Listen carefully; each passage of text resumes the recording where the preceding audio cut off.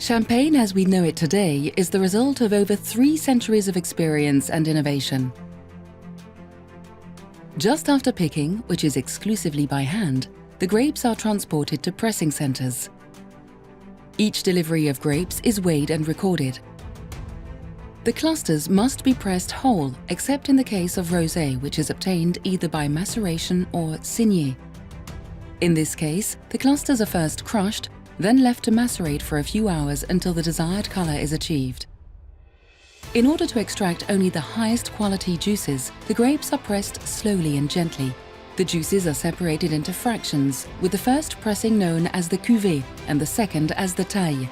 Press yields are restricted. After being transferred into tanks, the juices are clarified by settling or débourbage. The first stage of vinification is alcoholic fermentation, which converts the grape juice into wine. This may be followed by malolactic fermentation, which converts malic acid into lactic acid, reducing the wine's acidity and introducing brioche notes.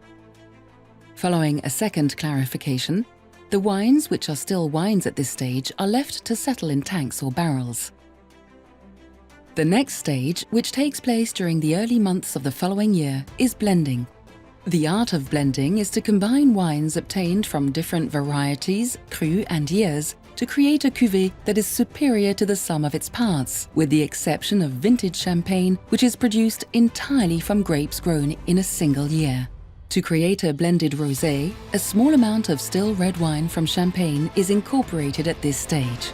Prior to bottling, the winemaker adds a small quantity of liqueur, a mixture of wine, sugar and yeasts, which triggers a second fermentation.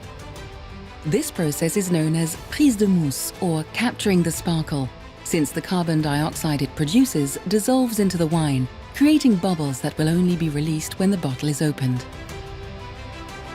The bottles embark on a long maturation period in the producer's cellar, with a minimum of 15 months for a non-vintage wine and at least 3 years for a vintage wine.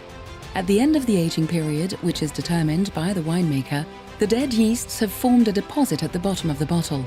Riddling is the process of moving this sediment into the neck of the bottle before expelling it through disgorgement. The last step is dosage, the addition of a small quantity of sugar dissolved in wine known as a liqueur. Finally, the bottle is sealed with a cork and wire cage.